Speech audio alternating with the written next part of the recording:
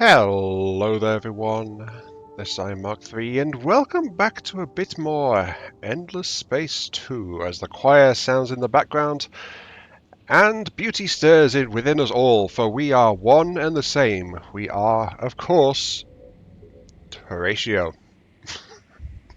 I was going to ramble a little bit further, but hey, you know, it's Horatio. Horatio is what Horatio does. Though on the plus side we have taken over Kais as part of our chapter 2 adulation. We just have to raise approval to 50% and we will fully take control of one of our two rivals, that being 5, a militarist hero. Yes. Then we already have Solario Dominus 63 as our military party leader, so that's going to be saying the same unless 5 turns out to be a higher level, which I think is the grounds for controlling a particular party. Not entirely sure, but anyway, back where we were. I'll start off with the comment from last time. As I check this, we've got, yeah, there's some things I need to attend to in there, that's fine. Right, so from Happy Hafer, episode 2. I know I'm late, but next time I will build military ships for sure. Yes, yes I will. Episode 3. Next time I'll build actual military ships for sure. Yes, I did. Episode 4. You swore you'd build military ships next time. Oh wait, no, hang on, that's not happened yet. No. Episode 3, yes. Don't worry, I am committed. We will build military ships. We've got a target over here. We've got pirates we need to deal with. We've got leaders that need to go out and about, and we've got the production systems. We've got the technology rolling in. We are getting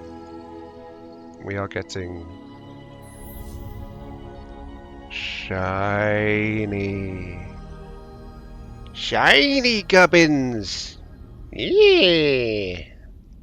Shiny gubbins for the warbos. Yeah. I'm sorry, what was I talking about? Yeah. No. We will be building military ships soon, though I must admit, I mentioned this in passing a few times until now, but I have kind of cheaped out on that slightly. I'll read the rest of the comment before I distract myself even further. As Happy Hafer does continue. Well, you did build and use ground combat ships, so I guess that counts. Yeah, that's the technically I said right after your part saying episode 2. So I did build a support ship, kinda. But yeah, actual battleships are definitely needed at this point, for either dealing with the pirates for real, or for defending against that new discovered empire to the left. Not quite certain how the empire has not seen you yet, nor has discovered the system your scout is in, unless they deliberately send probes in that direction. Systems are quite far apart after all, and even your well-tipped scouts can only just see the systems. Well, there is a reason for that actually, and it is a tech that consistently I don't pick up, but the AI tends to grab before I do. And this is a known failing because I tend to prioritize other stuff first. The enemy AIs do scout around with probes, so they will have found some of these systems and be able to travel via direct transit. They can do that. But there is another tech missing from our transportation infrastructure, basically. Or, navigation options is probably the best way to put it, which is autonomous materials. In particular, Hawking Radiation Dowser effect. Reveal and enable the use of wormholes. So, I think that answers your question there straight up. A wormhole is a connection between the borders of one constellation of systems to a neighbouring constellation of systems. So, odds are, because of the placement, Heka probably has links to OLAD and whichever system this is up here that I don't quite have a vision of. And there's also probably a link between Fidis, Mira, and Fatia. And there's probably links going back and forth between these 4 systems over here. Not this one though, because this is an orphan node. Orphan nodes don't get included in the wormholes and things. It's not all fun and games though, because while movement points are used to move along normal travel routes, a wormhole jump consumes all remaining movement for the fleet. So, depending on the jump length and or how fast your ships are in off-lane transit, it can become faster for ships to simply not use the wormhole jumps after a while, and they'll just go direct instead because they can still move after they go do that. But yeah, there are some more transit options which will speed things up. But because my super specialized scouts can reveal so far out, that means I can actually tell where I'm reaching nearby constellations. That's kind of how that one works. As for the whole defending against the pirates and the new empire to the side, which we might have to butt heads with, honestly, because I don't want to be too chummy with them. Mainly because in all deals, if they get friendly, they'll try and get me to agree to things like science deals and trade deals and all that mushy stuff. No. Well, first off, it would help them more than it helps me, because, you know, I'm in the lead tech-wise for a science deal. But more importantly, it costs influence based on population size to set up and maintain those deals. So if I agree to someone else's proposed deal, they paid up the price to ask for the deal, and then both sides are paying an upkeep on it out of influence production, and my influence is only at plus 23, which could very easily bankrupt influence effects if I'm not careful with it. So it's kind of like a whole thing. Now, I mentioned we cheaped out ever so slightly. Remember what I said about the fact my ships are unarmed because I was able to take the gun slot and turn it into a probe slot in this particular design? That's because early military flat out is meant to be your scout ships.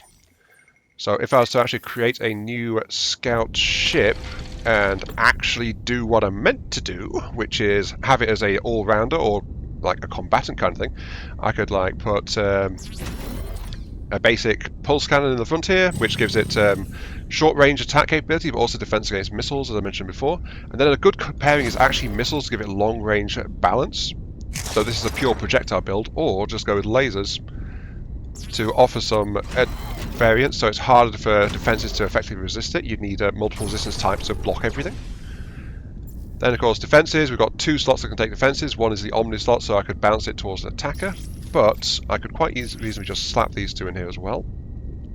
And we've got a more tanky kind of ship because we've got 2 attack and 2 defense modules, or if I want to focus on just one defensive type, I can just go ahead and slot in an extra weapon system, and it's a bit more even stat-wise overall. And that's, of course, it's also taken all the slots, so this would be a dedicated combat ship with no scouting pedigree, really, if I was to do that. Which is a shame, really, because support modules are actually rarer on attack ships, and that's why there's an entire branch of support ships available. Though I did also mention last time, it's a fallacy of mine. I do tend to do that a bit too much. Something pinged. Oh, something's been found. Okay. I do tend to do that a bit too much in any kind of the game like this. It's like I go slow until I get a tech, and right now I'm waiting on the upgrade techs for the agri drugs and extreme composites, just so I don't have to refit the ships, and they're only one tier deeper in. Even if I've got sidetracks slightly to go in to get production to get that quest sorted out. That is next on the cards, though, and I will say right now I want to get a combat ship and then a support ship, because sadly the most useful support module for movement, the one that flat out increases movement speed, is one that can only be fitted to heroes, as far as I can tell, or maybe like bigger support ships. I'm not entirely sure. Anyway, let's turn attention to this. Mergers, you colonized an ash world. Very good, very good. You are... Wait, which one are you? I've not played for a week, damn it. I've not played for a week, so I'm slightly off, honestly. And there is no resources here, so that was not a good one. I kind of should have spent a little bit longer figuring this out. So I will just go ahead and get the next tier of upgrade, and because content is not quite there, get the infinite supermarkets. That's all good. Quorum, you are the one I'm meant to be getting production on, if I recall. I did take a look around, and then I kind of blanked a little bit on some of it, I think. Oh, there you go, yeah. Quorum, 175. We're waiting on the neurobotics tech to actually finish that up. I don't think there's anything else we can do to deal with production in that time frame. So I'll just go ahead and give you the level 2 city as well for extra food. Extra food, more growth. And here's something I must correct, because I've also done a bit more test playing since last time too. I said I had to keep exporting my populations from Horatio with the spaceport. That's only true if I want to specifically send a population type elsewhere.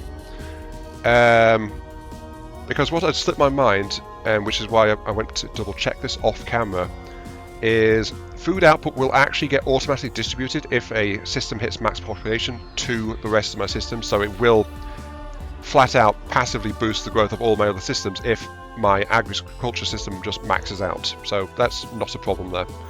I was making a fuss over nothing, honestly. Yes, I am here as well, and once per empire. I think getting the vault might be a good idea.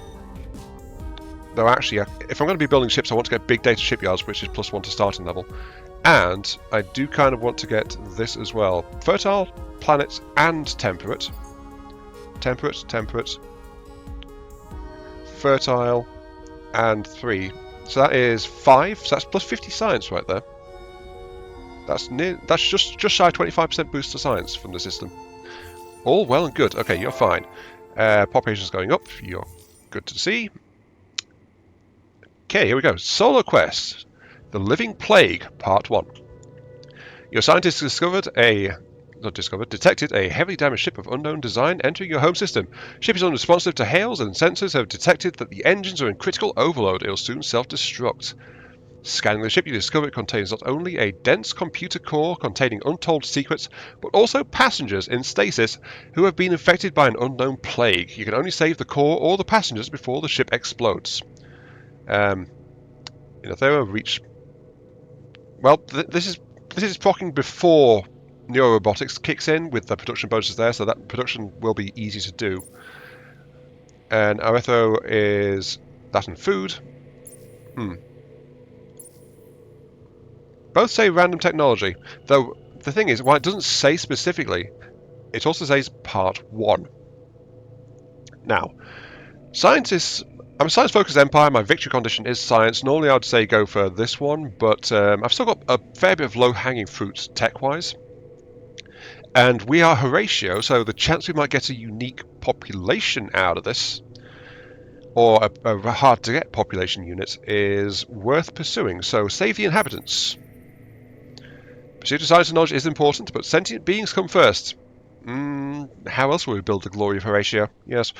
You will need to increase industry and food to be able to extract, house, and feed the aliens. So Horatio is 309 and 171. We've already got the food, and the moment we install the new industry upgrade, we're going to have the industry. So that's going to be very easy to solve. And Solo Quest lifting the lamp, which is about obtaining a new population type. We got that, so 80 influence. Thank you, very good. And that was finding a new asteroid field, which is up here. We've not really checked up here, even though we saw it in a passing earlier. Veren we have come across, which is... Oh, there was some anomaly on this one. Kessler Syndrome. Remains of a civilization scattered in orbit. Yes. These guys are owned by Vladimir. Vladimir? No. Okay, we've got a human empire with us. While the other one we've got is Volada, the one that's over to our west. And honestly, that's a race I've never played before, because it's the one that was released in the last DLC, which I didn't pick up because of the whole, breaking the academy thing. So I've never actually tried that race. I don't know what they're like. Apart from the fact that they are remnants of an old civilization trying to reclaim lost glory. That's about all I know about them. Anyway, that's all good though. Just not looked around Mika yet. You are... Well, you've got a production bent going on. Hyperion, nice. You've got two gas giants here. Though notable, this one is a production and science, and then you've got a couple of cold-ish worlds.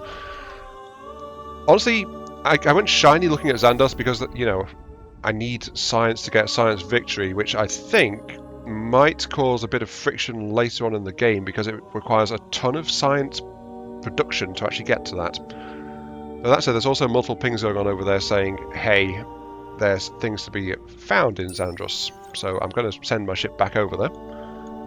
Next ships, please. Okay, you've made the jump. Let's continue to explore up into the human Imperium's area. Welcomes all who embrace its ideals. Now, he's reached out to me because I have actually wandered into his sense of range. So now he knows I'm about. While the other guys over to our west, they've not actually seen our ship, and that's why we didn't get any word from them. So just say hello to them. We know that we are here, and then that's that. So you can see we start out as Cold War, which is just default states. Doesn't really mean too much. While this one it says completely unknown because of that whole we'd not got introduction. Though notice there is a pressure trend.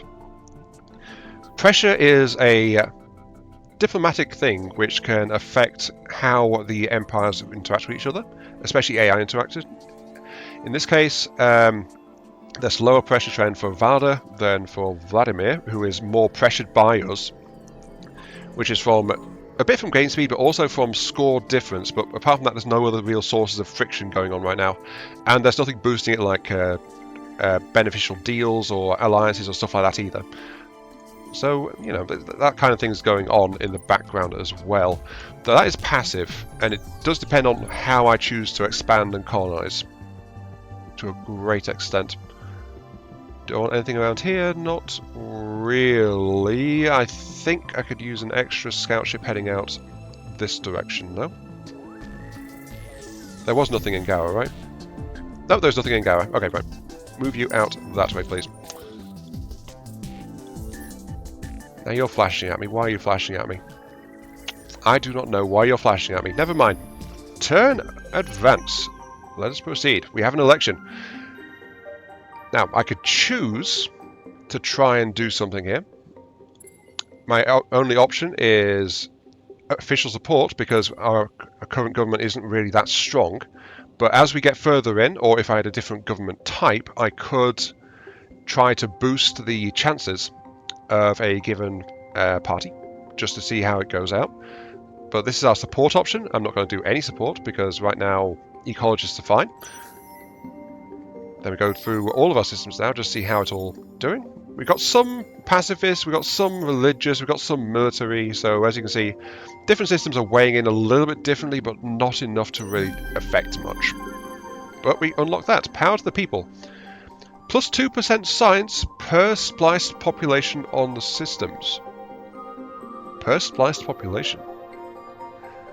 So, if that's right, I'm guessing that's per type. So right now, all my Horatios get a 2% bonus to science output.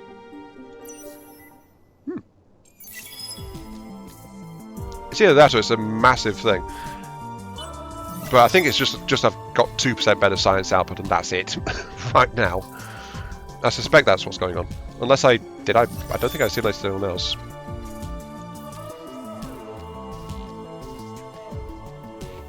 Generosity is a trait. Enemies evolve. Devote Hyperium to get that. Do I care? Not so much. Right. Go away. Go away, Xander. Go away.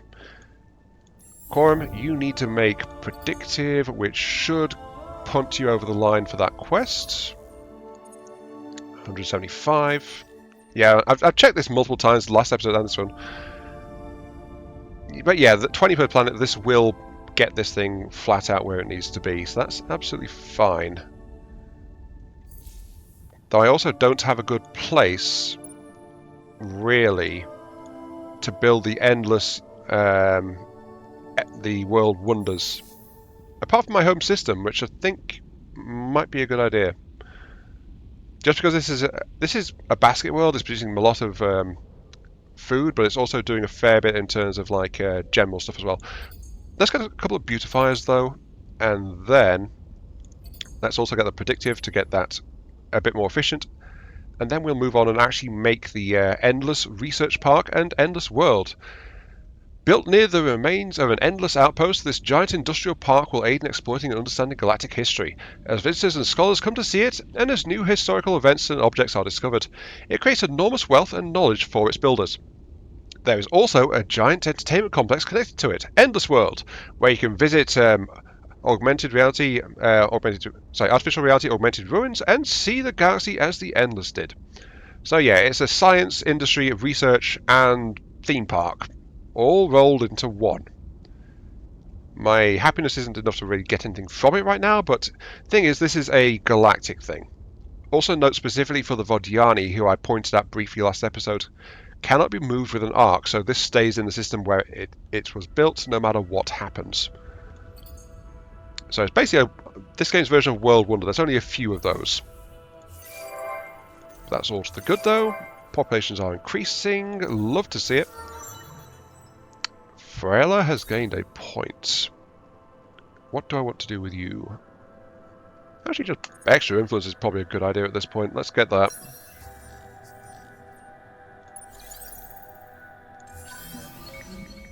Oh, hello.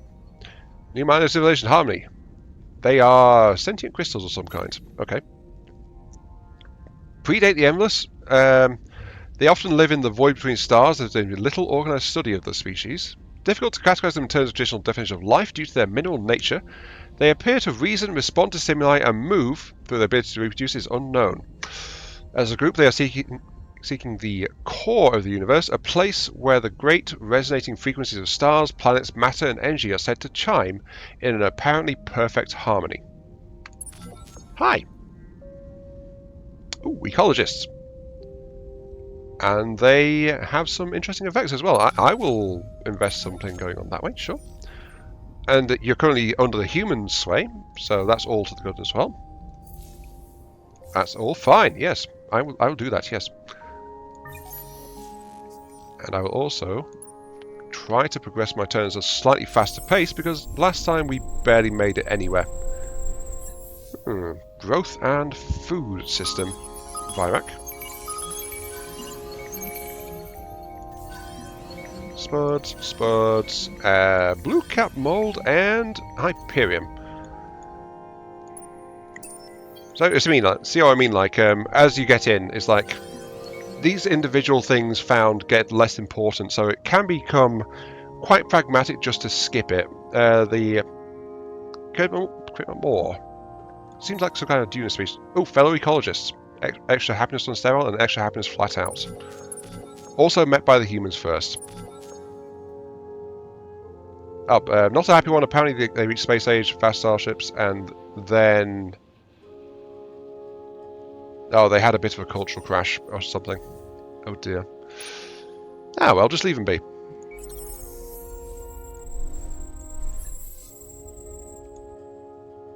I was just checking. Nope, this is the next group, which we are...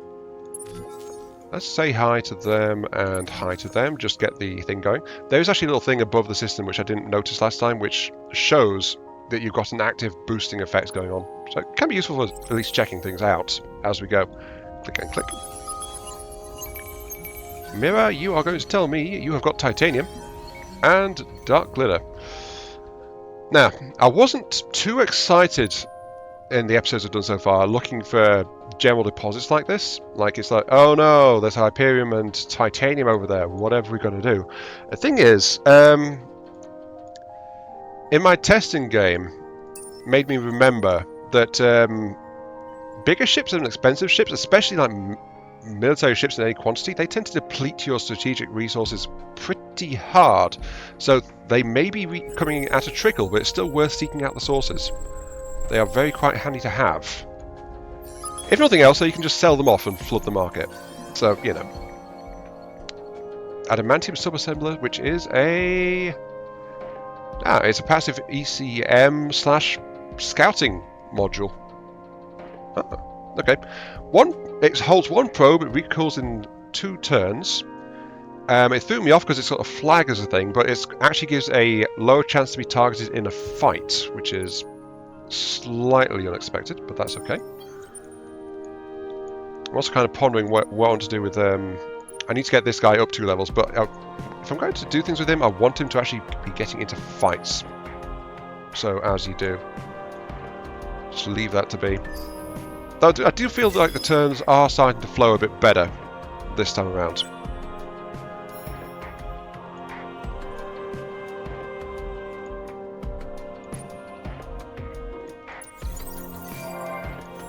Mergers finished supermarkets. Mergers is the production world. Maybe I should just rename it as like Uber Production Center.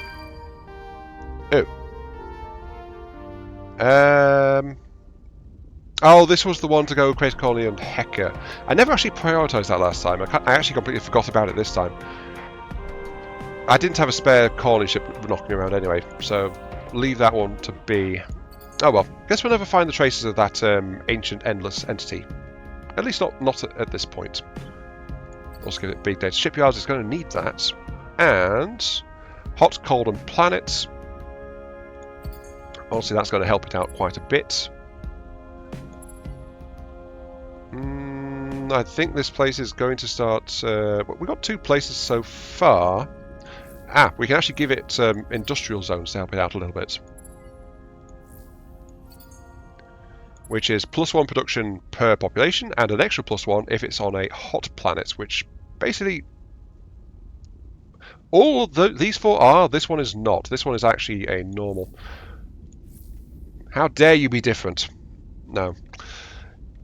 Just leave that be, and I think we'll also go ahead and colonize the... actually, no. Growth-wise, we want to get Mergers for the Arid, because it's the only other one which actually has native food production. And then all the worlds after that don't increase population growth. So, you know. Speaking of those, as you can see there, population is going swimmingly. Can I integrate anyone else? That's actually a worthy question. We must find where that is. Game, where is my eugenics program? Horatio's to me. Your leader is confounded because apparently he's an idiot and has forgotten how to do a core feature. Was it here? Was it here? Was it here? I do not... Oh. It's there. I do say sanity's overrated. I don't know. Anyway, we could fully integrate the Calgeros, which is +4 happiness on fertile, which we are. We love fertile, we're ecologists, and +2 flat. Anyway. Actually, no, we don't get that. We get... What am I doing? Wow. I am Mark 3, control yourself. The eagerness to improve Horatio is a wonderful thing, but you must rein it in and retain your focus, lest you look like even more of a fool. +3 flat happiness. Yes, I pay for population to do that. And now, my people are happier, which is going to be flat out helpful. Overall content is only at 56%. But that's because I've not really done much. We've still got Kais being mutinous little buggers, but that's because we did colonize them. Well, we conquered them last time. And yes, I am also trying to do the turns a bit faster so that we can actually try and get some military ships moving around in this particular episode, rather than, you know, random Calticmar population. Sure. New event, Stars of the Destination. As first iridescent shoal orbits the system, a strange blip appears on the radar. Your crew watches in amazement as an ancient passenger ship of some bipedal species origin passes right across your fleet's sensors. Further scanning reveals that it is on an antiquated generation ship, a sublight craft inhabited by cryogenically preserved pioneers. I can leave them alone. I feel like I'm missing some text here. Oh, no. It's not saying anything. I can leave them alone. The affairs of interpeople's Carlton, Chalfast, and Night are none of my concern. Just leave them be. Pacifists. Or I can interfere, lose all ship movement. Use your fleet's advanced scanning techniques, you may be able to follow alongside and gain access to information in the ship's computers. None of your business, but since everyone on board is asleep, perhaps a tiny peek won't hurt. You know what, sure. anything to improve the quality of Horatio. Plus science, you know. And the other one is just like Hollow Planet. You know what, I will read this one too. This is beneficial. +1 science, +1 dust, +1 population slots. About as anomalous as an anomaly can be, this planet has a vast subterranean spaces that are hundreds of cubic kilometers in size. Fascinating for tourists and scientists, it has a great deal of habitable space that is highly defensible. Okay, and the other one is Adamantium. So which one's got hollow planets? It is... no, that's got astronomical rings. A large barren world, so underground spaces didn't protect whatever native creatures there were. It's just how the planets formed in the outer reaches of this particular solar system. Interesting. Now, Xandros, you have multiple anomalies. What are you hiding from us, good sir? You have got a new resource deposit, dust and industry production, called Amantoid.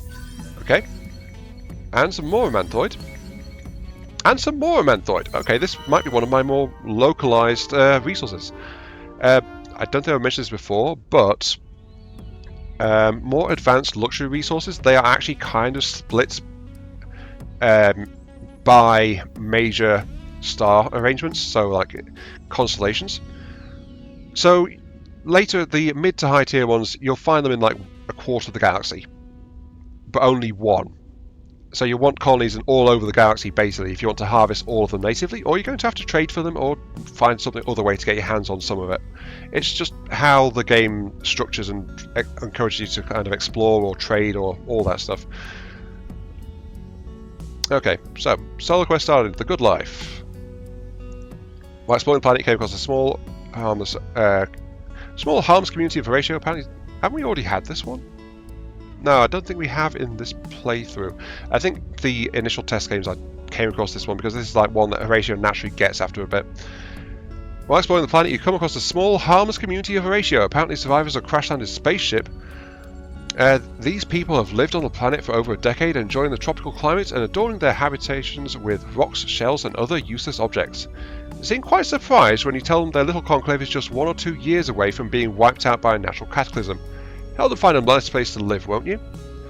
Given the imminent cataclysm, the need to relocate the Horatio Enclave is clear. Fortunately, the beautiful ones should bring some useful benefits too. So, bring the Horatio vessel to one of your systems with at least 3 available population slots and gain 80 influence. Okay, and that is this one, the Lost Horatio ship. 3 population slots it requests. Honestly, a good shout would be to send them to Mergez, because Mergez is, of course, going to be my my production planet, and so it wants to get its population cranked as high as possible, as fast as possible, really, and that'll do wonderful things. Yep, you're still ticking along just fine. Okay, right. Just double checking and keeping track, because one of the other things that has kind of been slowing down the turns a bit is, ironically enough, one of my specialties in the game, which is the whole exploration focus. Because I'm actively exploring here, there and everywhere. Smart repair bots. Titanium-based version of a self-repair module, which is enhanced. Okay. Ooh, Stim City. If you have a luxury deposit system, you're in luck. Endless blueprints discovered at a recent dig site give precise details of how freshly excavated luxuries can be used as natural stimulants that attack the pleasure centers of the brain. By covertly deploying this tech in a system's entertainment capital, the entire system's population can enjoy a happier, more approving frame of mind. +5 happiness per luxury deposit in the system. Localized happy drugs, basically. just spread around a city in aerosol form. And also some militaristic insects have been found as well. Okay, very nice. Moving on. Nothing in Polaris. Unfortunately, there's going to be less things to find in an active Empire territory like this, because we're not the only ones exploring, remember. It is a race, the exploration.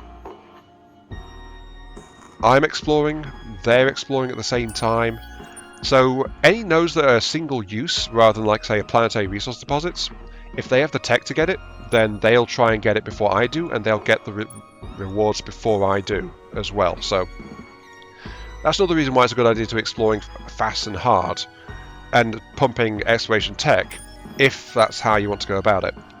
Because I could have done the sensible thing and gone pure xenophobe and had military ships coming out of my ears, which some of the races do actually encourage you to do. Or I could be mass manufacturing stuff, or really boosting the power of my church and abducting the non-believers. This game does kind of encourage you to go different ways depending on your empire setup. Anyway, we've now got enhanced upgrade for our support ships. That's coming up next. We've just got the upgrade for the main attack ships. Okay, that's our initial military hull, actually. You're good. You're good. Dorado has been hacked. Oh yeah, I was hacking Dorado. I forgot about that. I didn't check that. Nothing else going on right now, so I'll just make a back door. And that, if I'm hacking into an adjacent node, the back door actually gives a speed boost, so it's a good idea to have one available. It just flat out makes your hacking more reliable. And then I need to decide what to do with it. Ah, there you go. Remember Clever Fake? Spend the science, maybe discover something interesting. Impactless Sights has just unlocked. Wow, we're getting many quests this turn. Okay. You're content to have taken the morally correct action, and the aliens are even more content to be alive. They are eager to share what they know about their world, and the strange situation in which you have found them. Commercial frameworks has been gained, which gives us access to trade companies. Ooh, that's actually a mid-tier tech, and a fairly important one. Oh, that said, Living Plague, Part 2. I did say there's going to be more. After working out how to communicate with the aliens, you learn that their homeworld was attacked by a hostile race of extraterrestrials who conquer planets, quickly strip them of their resources, and then move on. You mean the Carvers? The aliens were trying to reach a certain habitable system that would both provide a new home as well as a resource to cure their plague when their ship was attacked. Although they desperately want to save themselves, they are also concerned that if you don't deal with the hostile extraterrestrials quickly, they'll move on to destroy other planets. So I can intercept or I can reconquer. What are the benefits here?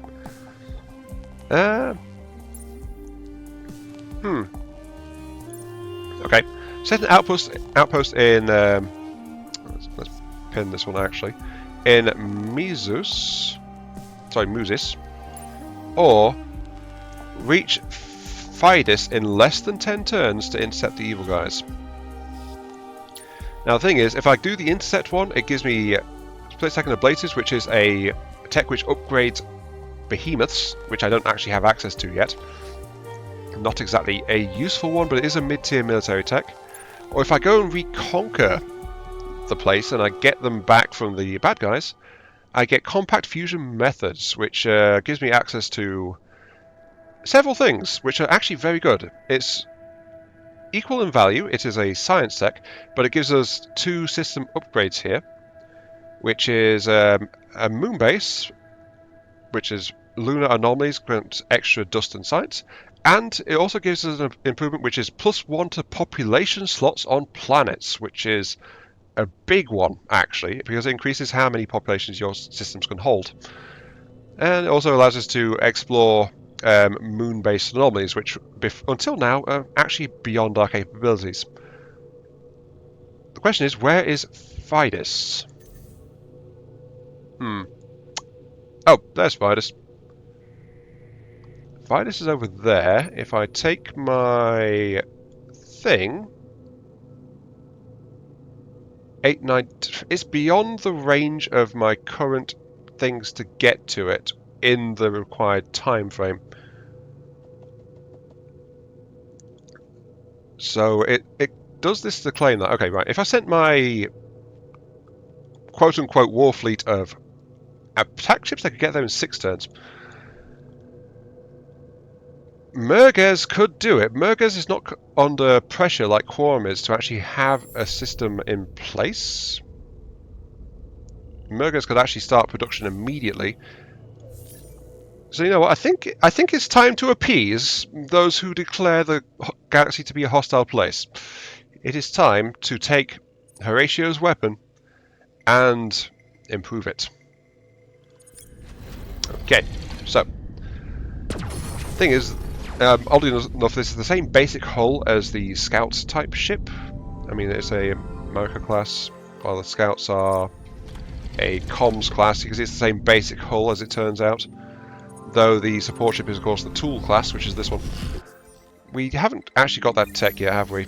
No, we're going to get that in 2 turns.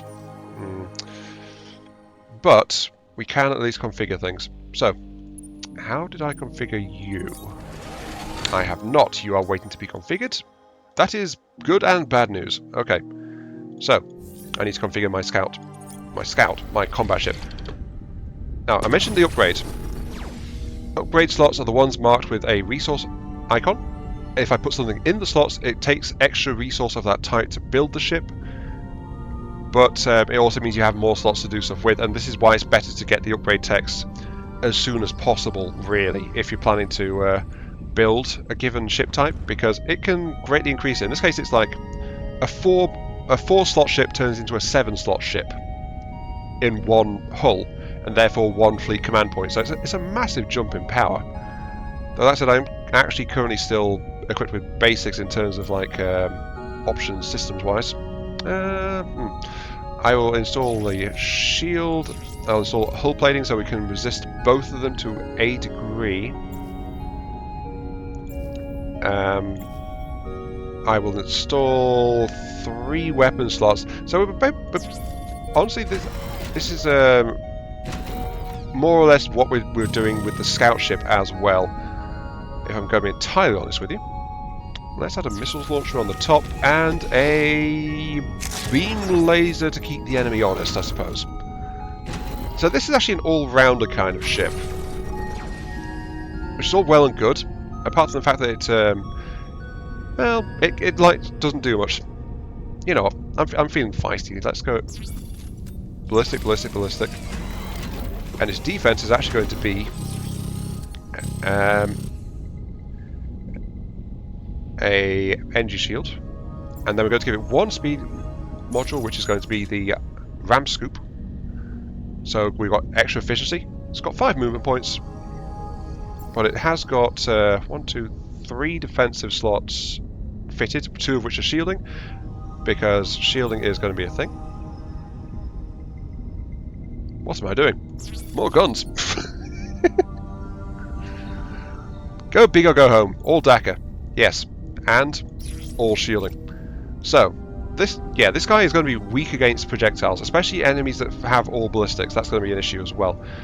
But at range, it's actually got its ballistics to lay down anti-missiles. So anti-missile and anti-fighter is going to have defenses against that.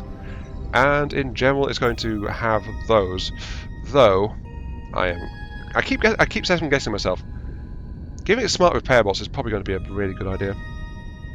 Or the jammer wouldn't do much, given it's the only ship in there. There is a 25% damage booster if I wanted to go pure guns. I think survivability, honestly, giving it the ability to repair itself a bit as it goes in, is going to be okay. Yeah, let's do that.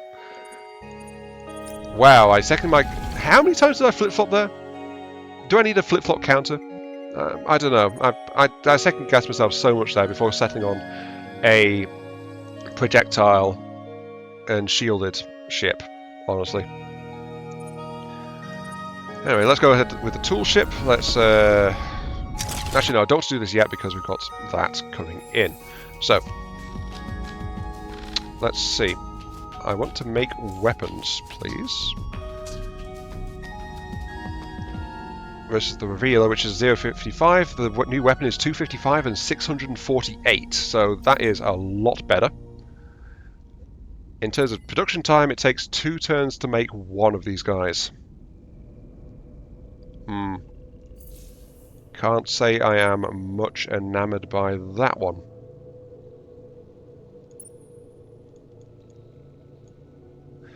I feel like we might need to actually give the weapon a speed boost rather than the extra thing. Yeah, let's give it extra speed and a bit of evasion versus the self-repair, sure. Let's do that. Make it a bit more flexible. We'll produce one immediately and begin production of the next one. We are skipping big data shipyards. Actually, no, dust. There you go. Built it. And we'll have a couple of those in like 3 turns, and we'll see how we're looking travel-wise by the time we get agri-drugs and we can actually start producing the support ship to go with it. Ugh. Yeah. This game, if you really do invest in the designs and the ship building thing, which I do more than I have to, let's be honest, you can second guess yourself quite a bit. I mean, I didn't even try to tailor those ships to a given hero's strengths or things like that, which it can pay to do, and you can get a lot of power out of that if you've got a specialised hero. But I didn't do that, I just went for general capability. Anyway, Mavros. These guys are a splinter sect from the Greys. So these are Greys that decided to be warlike instead, hence like big minigun. And these guys are not really familiar with anyone, but they offer industrial focus and they are specialised in production. I will say hello to them, sure. Also the Ilio. Yeah, these guys are actually robots. More specifically, Ilios are reasoning machines who are faith-based, simple reason. The argument that life evolved on its own is mathematically improbable, and logical conclusion is that divine will exists. In addition, observation tells us that this divine will created the galaxy as a set of limited resources. Therefore, regardless of the number of nations and species, it will finish as a zero-sum obliteration of all but the best adapted. Obviously, because the galaxy has been designed this way, it is divine will that this winnowing occurs. It is also clear to the Ilio that hastening the end by eliminating lesser species is not only appropriate, but ordained. So these are a race of self-aware robots who believe that God is real, and created the galaxy as a test for those that follow him. And these guys actually have a very rare trait, which is they actually have a trait for generating influence. Also, surprise, surprise, they are religious. They are pragmatic, so they provide more science. They also have awe of behemoths, apparently, as well. So they grant passive influence generation if we have some behemoths. That's something else I did in my test game off camera. I checked out behemoths again to refresh myself a bit on those guys. And honestly, I should probably be trying to get one, even if it's not maxed out, because it takes a lot of tech to max out a behemoth. But behemoths can be worth it. Luxury is increasing. Production is continuing. More specifically, we've got ourselves a beautifier. Launch it. And then I think I will tell this place to go ahead and make me a trade company headquarters here as well. Adds a trade company headquarters to the thing. So that's from that tech we got. Beautifier. You will go to Xandos, please. Still faster to go around. Anyway, Living Plague. I think Fidus is the reward we want. It's just it's hard to get at because it's a bit far out in general. It just happens to be the place which is closest to our military production system, which is the only reason I'm even considering it, honestly. Otherwise, I'd just go for the other one and prepare. Horatio and Zavadi, excellent. These guys like me. Very good. But give me 61 dust and 53 science per turn. These guys love me. Also, not increasing, I could assist them with a problem.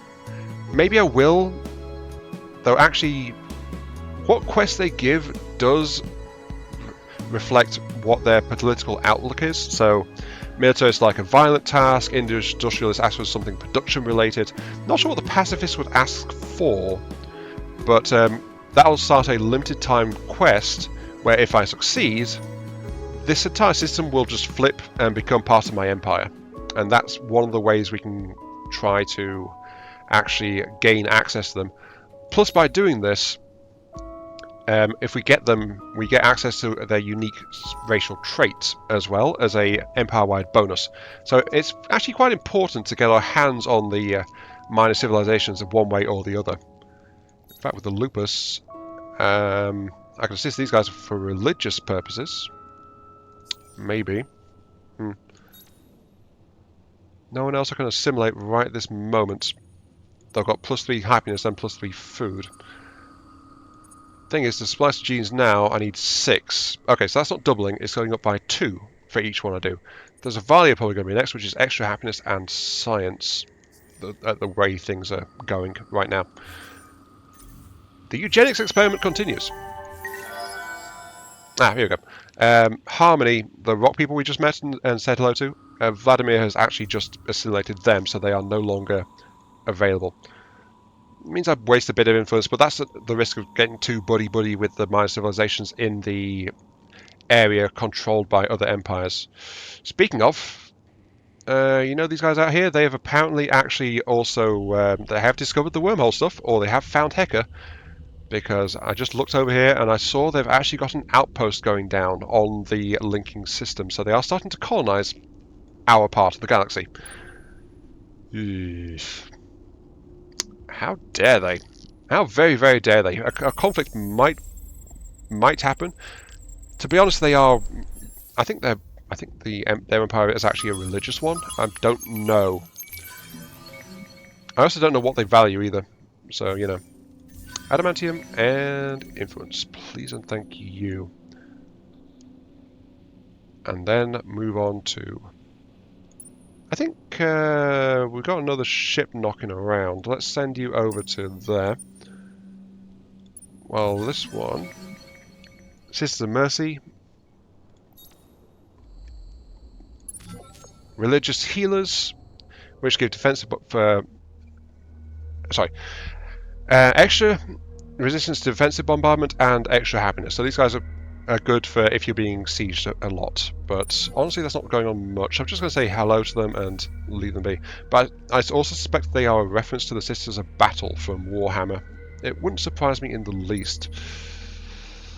Let's see. Now, I'm pondering this, but the thing is, Fidus, it hasn't spawned a target fleet, so I don't know what's going to be there when my forces intervene. And I've got a ship there that currently has scouting vision on it, which is why I was looking at it. But right now, I think I'm going to be okay. I'm just going to end the turn, keep on going. Oh, never mind, hacking operations are available.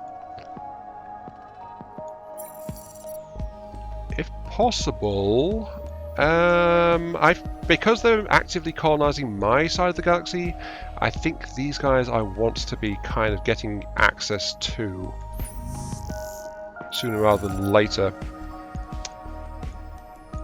But these guys, honestly, these guys I've got closer access to, so it's probably better for me to head this way. The fact is, I don't have a good launching point for hacking operations nearby, and that's an issue. I could launch from Merges, but to get to Varan, it would be better to launch a hack from Izar, actually. Why is that? Because Merges is my system, so I can put encryption to resist a counter hack, but on Izar I can put an accelerator, because it's a hostile place. Even though it's like 18 turns to get over there, 11 turns to get to Ransom. I think let's go for Verzon, yes, and then I'll apply the accelerator, which takes that 18 and cuts it down to 14, so saves 4. Thing is, my test game was actually on Umbral Choir, so I'm used to having much better hacking now, which is not the case anymore. I know what I'm doing, I swear. I know what I'm doing, I swear. Can't even getting okay with me. Fine. Oh, competitive quest. Produce the most food in the galaxy. I think I'm doing okay for that one, honestly. Death without a corpse. Okay. It is now accepted as proven fact that a race called the Lost giant ethereal beings formed from primordial dust used to live in the empty places between stars and constellations. Who knows what remains of them, now that the records indicate they were hunted to extinction? What vestiges of their glory or their death might you collect? Perhaps if you send a vessel through these uncharted empty spaces away from the star lanes, you may find some trace of what they left behind. If, that is, anything at all remains. Use warp drive technology to travel 2 times without a star lane. And I get 600 dust for that. I'm scouting. That'll come naturally, honestly. But there we go. Quorum finished. I had 6 turns to spare, so I completely blew that one out of the park. It ended up being a compromise. Horatio were allowed to design their new offices and plants. Horatio designed their plants. There we go. While there was a bit more green and gold than you might like, the unrest is over and they are back at work. And that gave me impactless sites, which I've already got, actually. I've already got that. You lead well, comrade. That's one drawback of quests taking a bit, or having too many quests. It's like, the reward for that quest was actually a tech I actually researched by myself independently. Because the game doesn't tell you flat out, this is being offered as a quest reward. So, yeah, that's something you do kind of want to be aware of as you go. Let's see, Horatio's got a beautifier.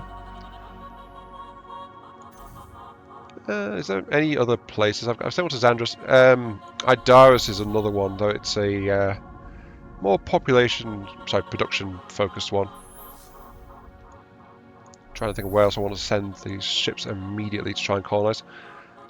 Honestly, Procyon's probably going to be a good idea because that will become the buffer towards the human Imperium. So yeah, getting a ship out Procyon way is probably going to be a really good idea. Beautifier 3. Go forth to... Well, if I send it to Ugdar, I can get antimatter straight off. No, go to Procyon. Iron Mark 3, stop second-guessing yourself. You are being an idiot once more. Yes. And I'm just double-checking real quick. My weapons go as a base of 9. We rise and look to our future. They've noticed me. Hello. The Kalim are eager to rule the galaxy once again. The Kalim are eager to rule the galaxy once again. I suspect that might cause some friction because we all know the stars belong to Horatio, right? Yeah. Anyway, Cold War. You can attack this empire in your territory and in neutral areas. Only simple negotiations are available in diplomacy. So this is like more complex deals and things require a better state in relations. Like this allows skirmishing in my territory or in unclaimed areas, but I'm not allowed to outright attack them in their territory without actual war being declared. So, you know, it's kind of a no man's land out in unclaimed areas. If I'm feeling feisty, I can do something about it. And actually I might, because they are taking over Heka. Should I accept that? I don't need you guys hovering around Kais.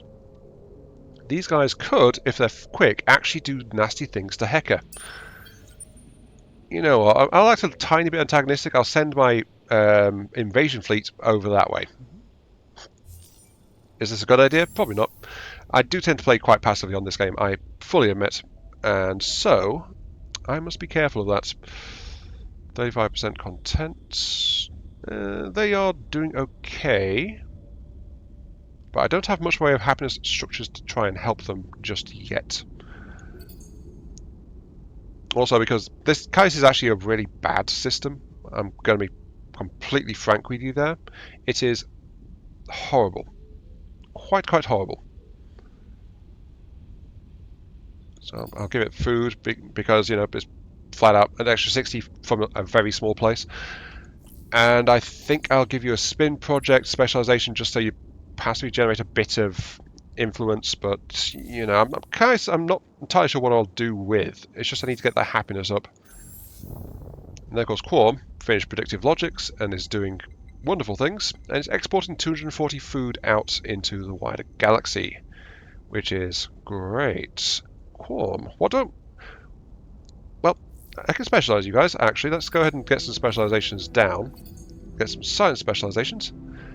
And then we can actually get a big science production started in the form of Quorum 3. Yeah, it's a Baron, it's -8 happiness per. But these guys are actually kind of happy at the moment. This would be a good place actually to have...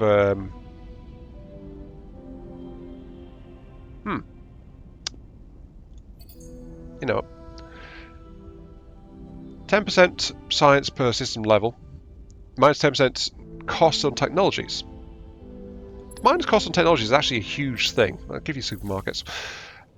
It makes me wish I'd actually got a ship out towards Xandos a bit earlier.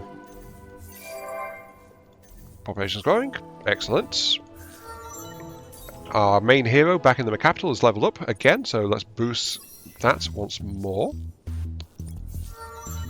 Our militarist has actually leveled up a bit.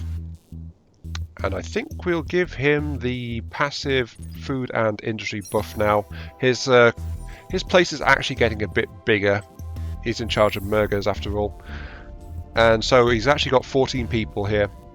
So that's plus 14 food and plus 14 production. But in this case of like every bit helps, honestly. So that's all okay.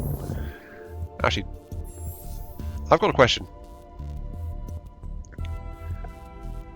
From Planet, from Brains Over Books, and plus 15 from Cerebral Reality. It does not say for spliced pops. Does for spliced pops mean actual populations that have been spliced?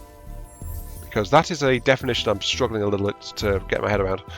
Let's see, I have spliced Harishams, and I've spliced Calgaros. There is apparently a Calgaros in my empire. Problem is I don't know where.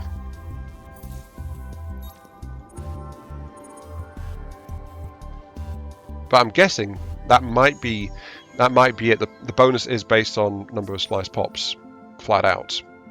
But I'm not 100% sure on that one. Ah well, leave it be. No point trying to figure it out and hunt down the numbers. Oh, there goes the Caltikma. I should probably get started on doing assimilation quests of my own too, but I am kind of not really gearing that way just yet. Though with military ships starting to appear, that might be a viable thing to do. Nope, multiple conflicting things. Okay, Agri-Jugs. We can now upgrade our support ships. The Tikans. They are cordial. Okay, here we go. Stars, Destination Part 2.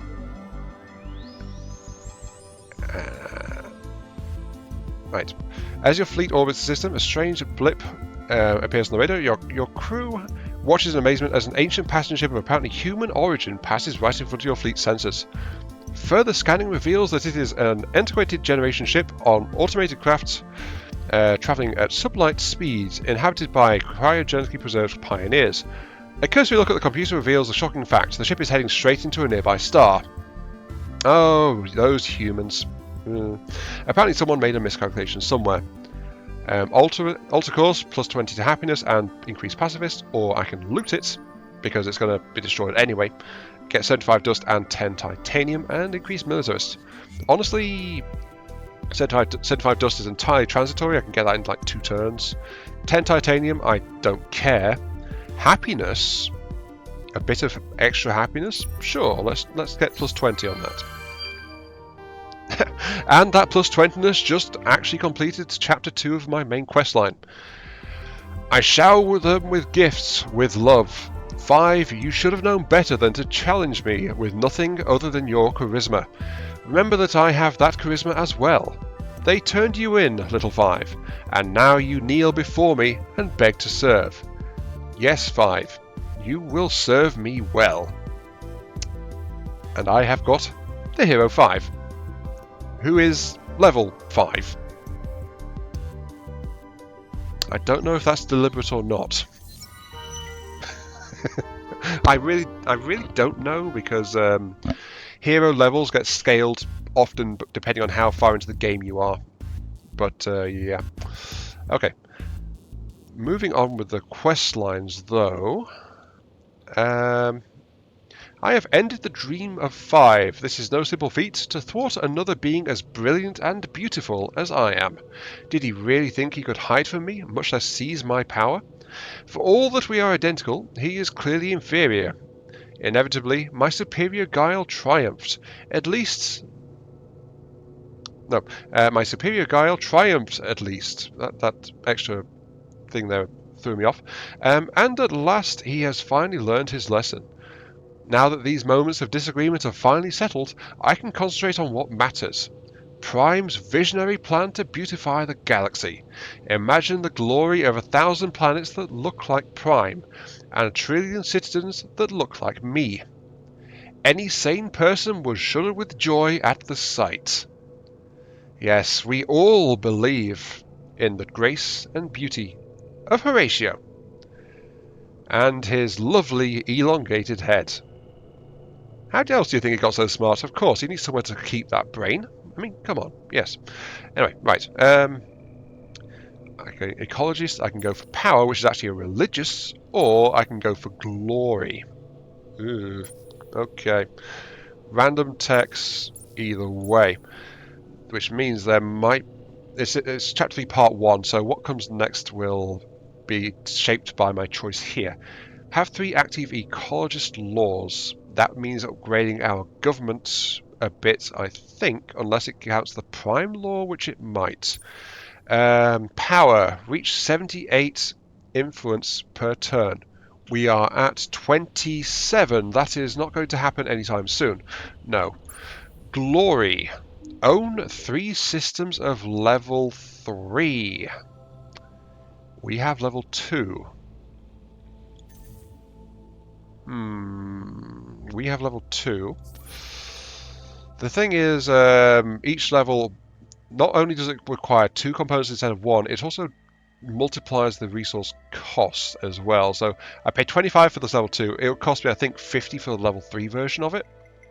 But it would give the same bonus as well. So this is why, like, when you get access to resources, it does help you work out your order in terms of upgrading. And it can be actually beneficial to put off modernization until you got more advanced resources, if that is what you want to try and look for. So far, I've found virtual artifacts. Well, someone's found virtual artifacts somewhere in the galaxy. Yeah, it's just we didn't have advanced enough technology in the galaxy to find the other ones. That's why there's nothing there. Also, notice new things that appear here as well. The trading company. We have 1 potential trading headquarters, though as we advance our trading company, we can unlock up to 2 more. And this allows trade among our colonies and to other empires as well, if we have trade agreements and things. And that can give incomes of dust and science, but it also gives some minor trickles of luxury or strategic resources as well. So it's something that can be potentially useful. It's just you have to invest in it to really accelerate the effect, in terms of massive amounts of dust invested in developing the shipping capabilities of the trading companies. And each time you do it, it gets progressively much more expensive to do that. So you need a lot of dust to do it with any real magnitude on it. So it depends on what you're trying to do, honestly. Like, if you're really trade focused, companies are one hell of a thing to get. In general, it varies. Okay, Kionos has done subsidized farms. Kionos is the one over here. You are also maxed out, actually, in terms of population. You need to get Kionos 3 to continue your actual growth. So yeah, we are, because of the food flowing here, there and everywhere, we are actually starting to hit the point where some systems are flat out being colonized to the max. We do need to get more beautifiers out there into the galaxy. Let's queue up another 3 of those back at the homeworlds. I never actually specialised the homeworlds. The homeworlds have big populations, actually. They could be a good source of influence.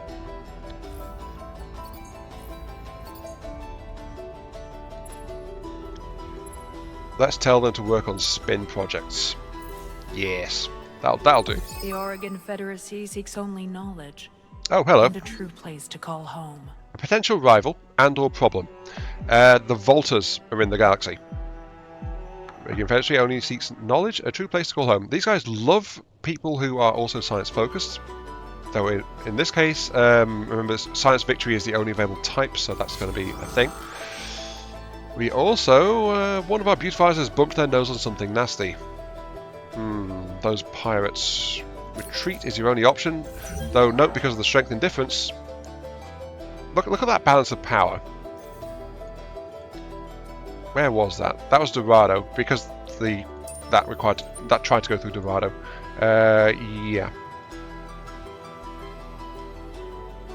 And now it's trying to go. Yeah, I thought it was going that way for a moment, but it's not. It's actually going that way. Just keep on going as best you can, eh? Now, weapon. We got weapon. If I tell you to go to furthest, you require a total of, I can't see. A total of I can't see, yes, it's a very useful thing. 4 turns to get there.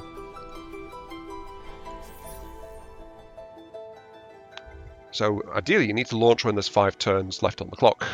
And that is actually okay. We can actually do wonderful things with that. So, let's go ahead and design our second ship, the Tool. What shall we do with the Tool? The Tool will be a thing. It has gained 2 extra Hyperion. Sorry, no, 3. That one's slightly hidden by the ship design. So that's also gone from 4 to 7 slots. This one also has, as you can see, a lot more in terms of support module slots. So this guy can mount extra support abilities.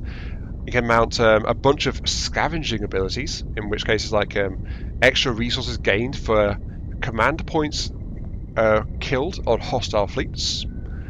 Also things like make itself less likely to be targeted. It can act as our actual dedicated carrier, though this one is a military hull versus our scouts hull, so this one will be a more durable ship overall. But in general, it also gives us access to this guy having its base speed loadout without compromising anything else. So I'll give you a speed module and a Hyperion for a base move of 9. That'll put you on par with the weapon in that regard. In terms of my general performance, well, let's give you some options here. This guy is actually short on weapon points, only 2, but has a lot of potential defensive. It can take up to 5 defensive modules, notice. I think it might be... I'm trying to think of what might support our chosen hostile one. We don't have a fleet repair module. We don't have much by way of actual viable things in terms of what they do. Though we do have an adamantine salvager, which is 30 dust per destroyed command point on the hostile. Thing is, we're against small ships at the moment, and those are 1 command point each, so that's like 30 dust per killed target per module. Though we do have a bit of adamantium lying around, we could reasonably actually install that, at least 1 per ship, and call that good. Though also of interest is 20 science points per, or 10 influence per. I think science might be the one I want to go for though. Or I could actually use this to give the flotilla a bit of general invasion capacity.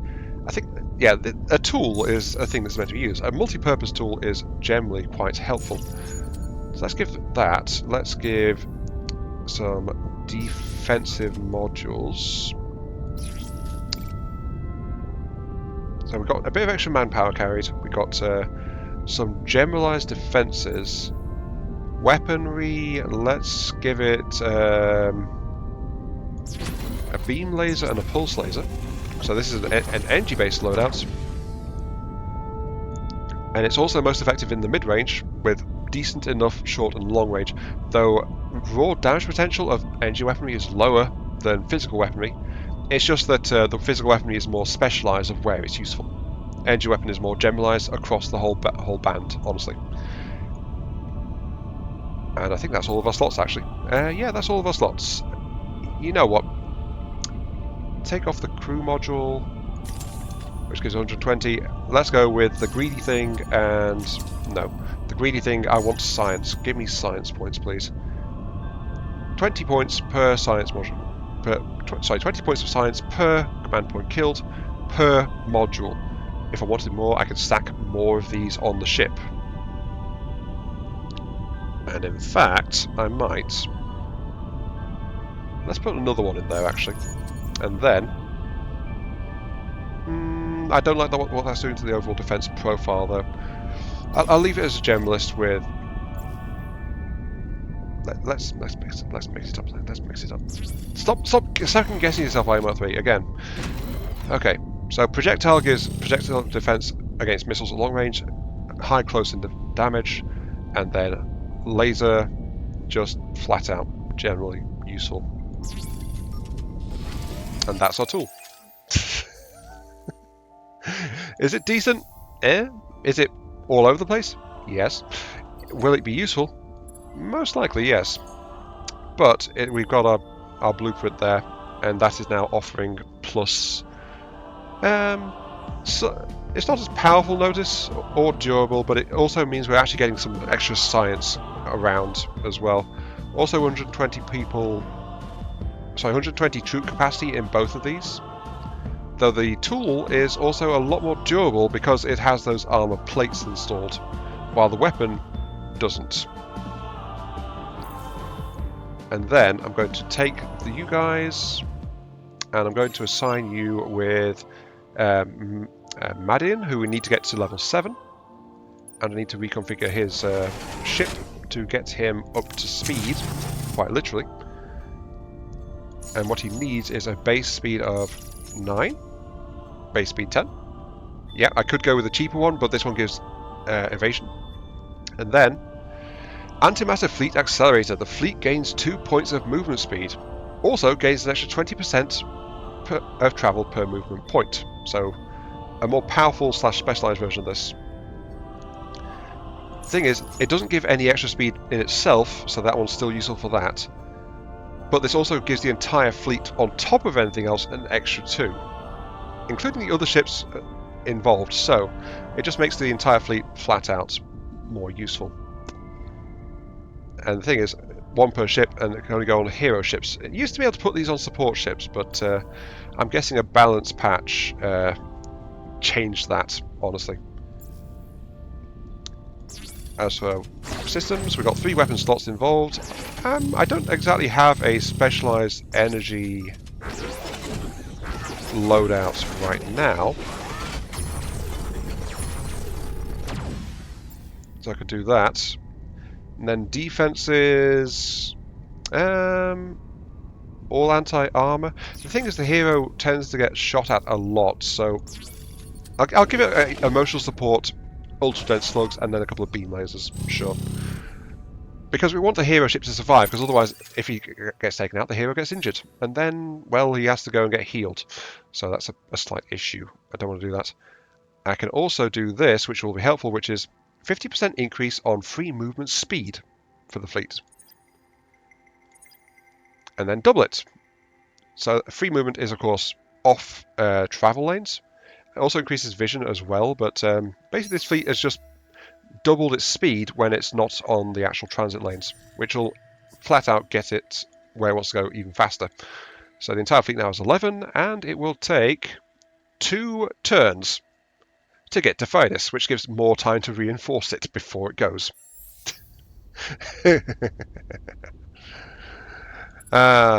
If only I could afford to buy out the predictive logistics. The predictive logistics. It's just better, I think, to continue to build these ships in general. Let's keep on making some more tools, actually. 1, 2, 3, 4 turns out for that.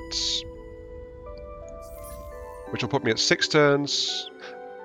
5 turns is where I want to be in terms of general production. Give another weapon. Sure. An extra weapon, that puts us up to 5, and then it will arrive the turn before the deadline with a quite potent combat fleet. We're going from no combat fleet to an actual decent one. And yes, I know I've overrun my timetable again. We're well over an hour. I did honestly, videos in this series have been like an hour and a half-ish plus, honestly, so I'm not too fussed about that one. That event's over. That was done. Resurrection has ended, which is plus 20% to science. That's gone as well. And Deep Breath, one of our fleets has lost the plus 2 to vision range. That's also gone. Okay. And here's 5. Actually, we need to check. Has 5 taken over the? Has 5 taken over as the leader of the faction? Not entirely sure, actually.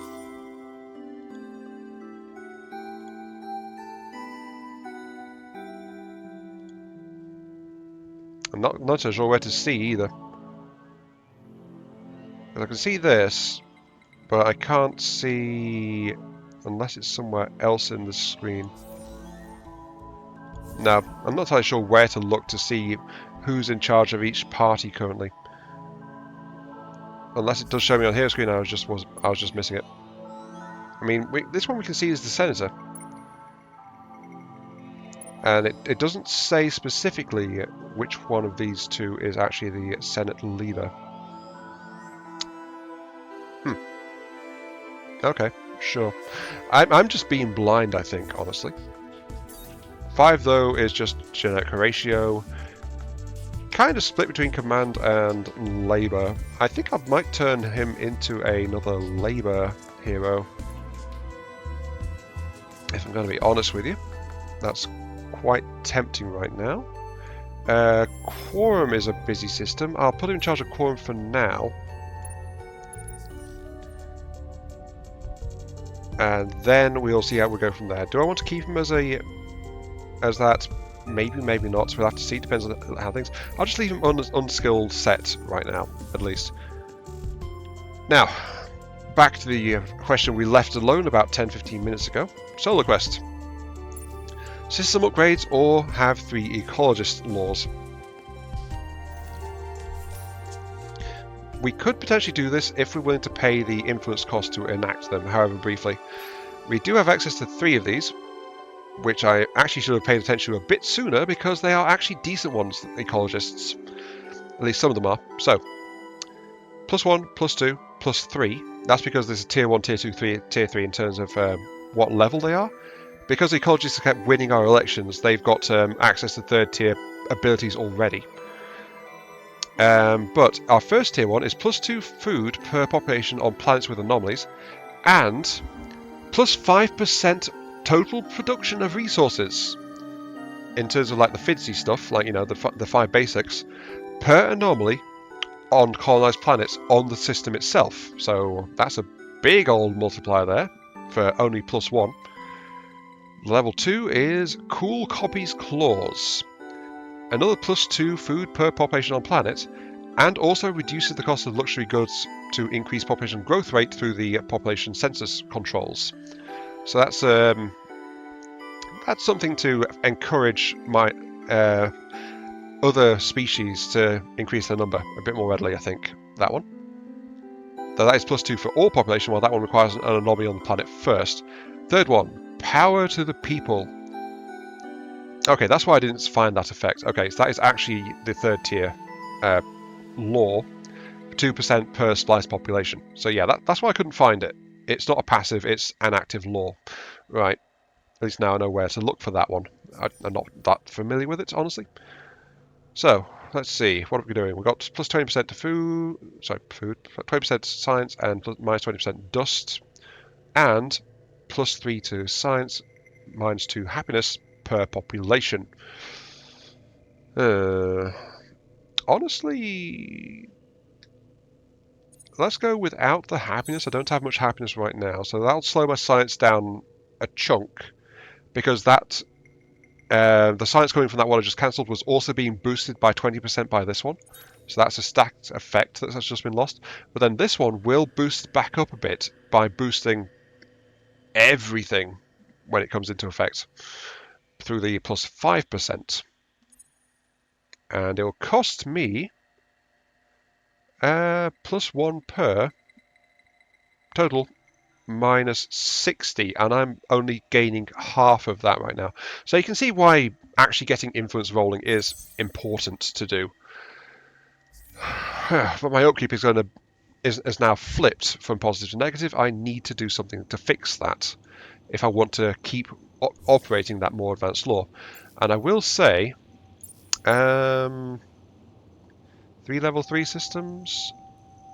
Honestly, I think that's the more reasonable one to do, because while I could temporarily have multiple ecology laws active, I couldn't afford to keep it going for any length of time. So I think this one is more pragmatic for me, just to get glory. Ambition is important, but I must have the means to apply it. Yes, that, exactly. The systems under my rule need to thrive and grow until they can unleash their populations. Only then can I begin the arduous, holy task of Horatification. Of course, there's a scientific term for it. Horatification, the act of spreading and implemented the true divine being of Horatio. Yes. I had to stop and read that real quick because it's like, what does it say? Horrification? No, horatification. You know what? I'm not surprised at all that he has his own word for it. It fits completely in what he was doing. Also, I guess the ship doesn't need to be hanging around in Mirror anymore. I can move it onwards because I don't have to watch Fidus. Honestly, I just have to remember to send the fleet out from Mergas before that time runs out. So yeah, you can move on. You are going to set to guard mode. You need to stay there for a little bit. Yes. Actually, we've got the markets. We can sell this shuttle now that we had lurking around. We can sell it for 500 extra dust. Gives me an extra, more or less doubles my dust reserve, because there is a commission, of course, on the sale. But yeah, there we go. Ooh, Safin. An unclaimed system with 5 and multiple deposits. Huh. Kind of surprised that that's been left alone by the Empire, but the Empire seems to be focused more localized. Though actually the Empire must have come from the north direction, so it's decided to prioritize Polaris over Scythe in terms of colonization. Huh.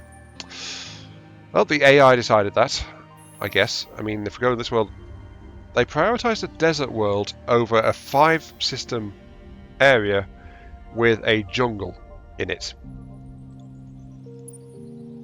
The Emperor must have decided that, I suppose? Question mark? I don't know. I don't know. The AI does what the AI does.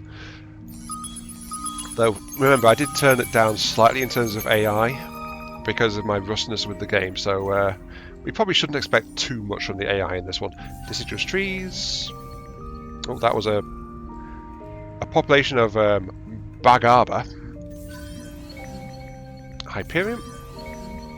Influence? Yes, please. Ooh, new event, Eternal Sunshine. Ooh.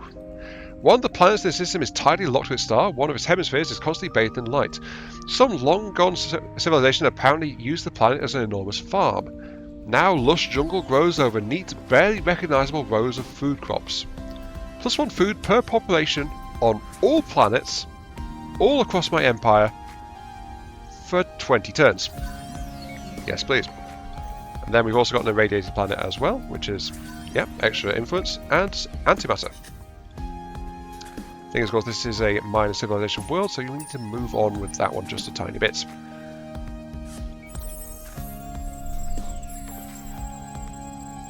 And we are, of course, checking in. These guys are probably going to mess with their outpost a little bit. Deciduous trees, titanium. And improved plasma beams, Hyperion version of plasma beams, which is more powerful. Enemies hit by this have less accuracy with their own energy weapons by minus 20%. Enhanced ones do more powerful. They do more damage than the basic one, but they also have special effects, as I just read there. Though, of course, they are also locked by tier. They don't upgrade, I believe, as we unlock more science tech into our military. So that's an issue there. Okay, right. You're done for now. Combat fusion methods. I was about to click on that, but remember, we've got a quest about where we might get that one from, so we don't want to do that one. It's probably a good idea to actually consider a behemoth, honestly. In which case, well, we also want to get our influence stabilized. Hyperpacks would give us... that wouldn't do it. This one... Oh, here we go. Culture Center, once per empire, plus 40 per system level and plus 15% flat. Again, if we can put this where there's some other influence being generated, it'll be bigger. Xenoanthropology, which is exactly happy, generate extra. And unlock the ability to change government type, which could help with our government situation overall. Also, advancing up this level, this route here, allows us to have more laws in action at any given time. So that is something potentially there. Do you want to go? We only need one more tech to advance on this side as well, which is colonize gas giants. 3D printing allows us to passively generate, convert production into dust. Or this is the science version, convert production to science. Also gives us a resource deposit output booster in terms of planet specialization. I think the most interesting one is actually probably going to be in terms of going for behemoths. But I will try to fix my influence deal first by getting access to... actually, just this by itself, plus 40 per system level. Level 1 system, that's plus 40 flat. That would solve it by itself if I build it. So I'll get that, then I'll get behemoths, and I'll also pick up potassium medical scanning, because better food production, who doesn't want that? And we'll keep on going that way. Though our military tech is actually still lagging kind of behind.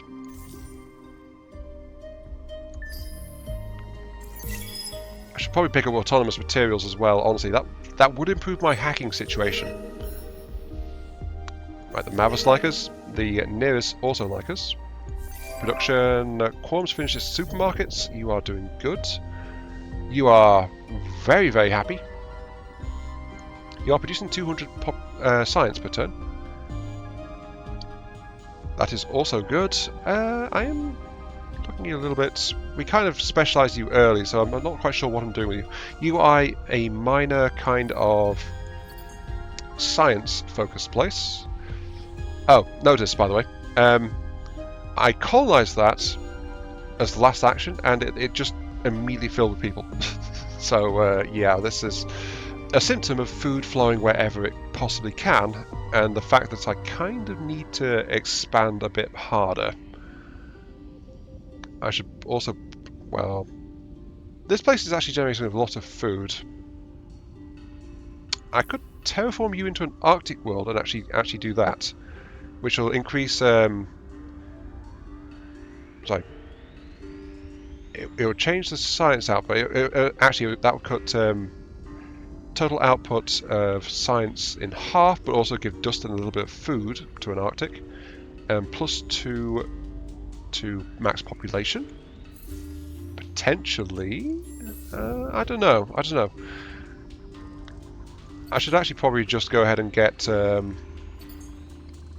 these guys firing a bit harder in terms of science, you know? Do that a little bit first. Okay, you're good. Population, bunch of stuff, very good. The amoeba have been discovered. Okay. I don't know how it took us this long to find out about amoeba, but there we go. But no, this is a giant iridescent descendants of a group of concrete endless. The amoeba devolved to primitive Protoplasmic life forms and lost all their prior knowledge before re-evolving into a unique species of special relationship to dust. Blessed or cursed with the ability to detach their consciousness from their physical form and create group gestalts, the amoeba develops a strong ecological mindset, always striving for harmony and balance. Their goal is to travel, meet and learn, though their relatively defenseless natural form has bred them into the need to master the physical environment. So temperate, more dust, and groupthink, extra influence. I'll praise them and say hi. They are up there, actually. Yeah, so there's always a cluster of like minor civilizations in the middle of the galaxy, I've noticed. That tends to be quite a common thing.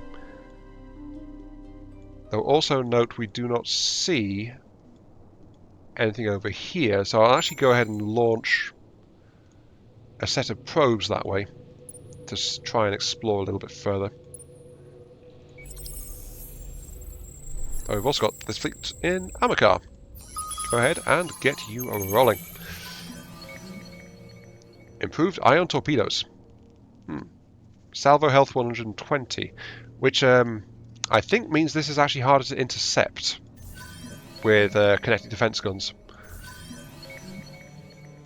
Strategic, so that's nice. And if there's another nearby constellation, it's probably going to be through Remor. But sometimes the hyperlanes or the wormhole links, actually we can just about see there's the nearest point just off there. The hyperlanes are not quite able to connect. What am I on about?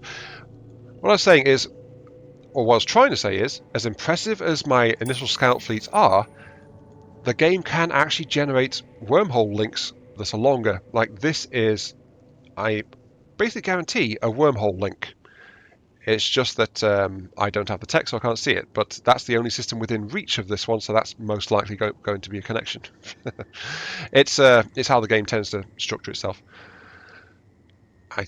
Yeah, let's actually go grab that tech. Autonomous materials allows us to reduce the severity of negative anomalies. It gives us a specialization for creation of food. It increases the maximum number of hacks we can run on the Empire by +1, so that gives us 2. And increases hack speed by 10%, which is useful. And then, of course, the last one reveals wormholes. I will go ahead and put that one right behind Behemoths, because that is also a Tier 3 tech, while Behemoth is only a Tier 2 tech. That will be fine. Don't want to analyze a module, really. Just trying to think of what I want my behemoths to do. Exploitation, mining systems, don't need it. I think mission flexibility. Let's get a Fidzy boosting behemoth as our general thing to do. Though that is, of course, also a Tier 3 tech. So I'll put Impactless first, sure. Impactless, autonomous. I'll make sense one day, I swear. But that said, though, we are also about at the end of our time, because we are about at 1 hour 40. I'm going to call it there before we get too close to the 2 hour mark. We found a nebula. Nice. We've also got Turkana, which is a isolated little system over there. Kind of food focused, honestly, but that's okay. But the empires, they do find these isolated nodes and they do start to move out and colonize them. But some are closer than others in the spawning. It seems Temkara is actually kind of out there unless a ship goes to the nebula nearby. That's kind of how that one works. But yeah, end it there as I scan the Pirates Worlds. This has been iMark3. Thank you all very much for watching. I hope you guys have enjoyed the show. Feel free to like, share, comment, subscribe as I get some you show. Welcome. Helps, all that good stuff helps out me, helps out the channel, give me those virtual head pats I also crave. Cephalus. I think sentient jellyfish, I think. And I'll catch you all some other time. Yes, as I reroute my ship to Gurnus. It's going to fly there straight because that's best. Also extra bits there. Okay, right. Honestly, we're not quite at the point of a fleet combat, though there is one imminently approaching in Fidus. But that is also going to be our military fleet, which we have actually designed and are now producing over in Murgas, and that is going to be happening next time. Actual ship-to-ship combat is going to be occurring, instead of my unarmed ships running away from hostilities. Actual fights are coming. But yeah, I'll see you all later.